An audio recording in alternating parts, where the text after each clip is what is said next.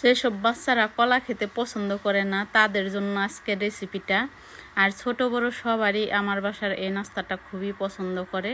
বিকালের আড্ডাটা কিন্তু জমে একদম ক্ষীর হয়ে যায়।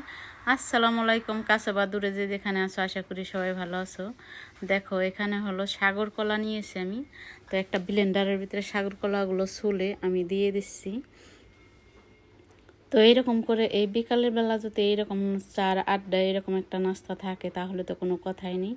দিয়ে দিলাম, মানে মিষ্টিটা যেরকম পছন্দ করো ঠিক ওই রকমটাই তোমরা দিয়ে নিতে পারো, তবে আমার বাসায় যেরকম পছন্দ করি ঠিক ওই রকমটাই দিয়ে নিছি। তো চিনিটা দিয়ে দিলাম একটা ডিম, আর দিয়ে দিচ্ছি একদম খাঁটি গায়ের দুধ 1 কাপের মতো। দিয়ে এইগুলোকে এখন একটু ব্লেন্ডার করে নিব। তো ব্লেন্ডারটা করে নিয়েছি, দেখো ব্লেন্ডারটা হয়ে গেছে। এখন একটা পাত্রে আমি ঢেলে নিচ্ছি।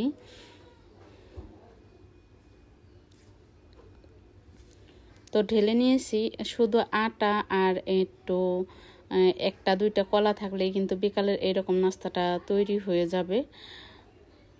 অল্প কিছু উপকরণ দিয়ে এই নাস্তাটা সেই মজার একটা নাস্তা হয়ে যায়। তো আমরা কিন্তু অনেক সময় কি বলে খুঁজে পাই না যে কি নাস্তা বানাবো। তো এইরকম যদি 2-1টা কলা থাকে আর একটু আটা থাকে ঘরে, তাহলে কিন্তু অনায়াসে সুন্দর একটা নাস্তা বানিয়ে নেওয়া যায়। তো ভালোভাবে আমি মেখে চেকে নিয়েছি। এখানে দিয়ে দিচ্ছি 1 চামচের মতো হবে কালো জিরা। কালো জিরাটা দেওয়ার কারণে কিন্তু যখন মুখের ভিতরে পড়বে দাঁতের নিচে অস্থির একটা মজা আসবে এর জন্য। তবে যারা পছন্দ করো না তারা কিন্তু নাও দিতে পারো। তো দিয়ে দিলাম স্বাদ মতো একটু নুন। এখন ভালো করে আবার একটু মাখা ঝাঁকা করে নিচ্ছি। বিসমিল্লাহির রহমানির রহিম। একটা পাত্রে দিয়ে দিচ্ছি পরিমাণ মতো তেল। আমি ডোবা তেলে ভাজবো না, অল্প তেল দিয়ে আমি পিঠাগুলো ভেজে নিব। তো দেখো এই যে এরকম হয়েছে। তো এখন এক এক করে তেলের ভিতরে আমি ছেড়ে দিচ্ছি, এই যে এরকম বড়ার সাইজ করে। তো তোমরা চাইলে কিন্তু একটু বড় ছোট করেও নিতে পারো, কোনো সমস্যা নেই। তো এরকম করে সবগুলো আমি দিয়ে দিচ্ছি এক এক করে।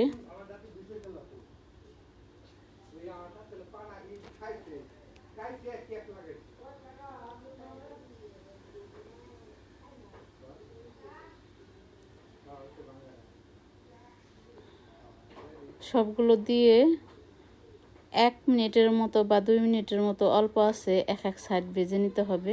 তো সবগুলো দিয়ে আমি উল্টিয়ে দিচ্ছি। দেখো এক সাইড কিন্তু হয়ে গেছে, আর এক সাইড হওয়ার বাকি। তো ভেজে আমি তুলে নিয়েছি। দেখতে যতটা লোভনীয় হয়েছে মাশাআল্লাহ, খেতেও দারুণ হয়েছে। তোমরা বাসায় অবশ্যই ট্রাই করো। আর যদি তোমাদের আর কি ভালো লাগে তাহলে লাইক কমেন্ট শেয়ার করে আমার পাশে থেকো।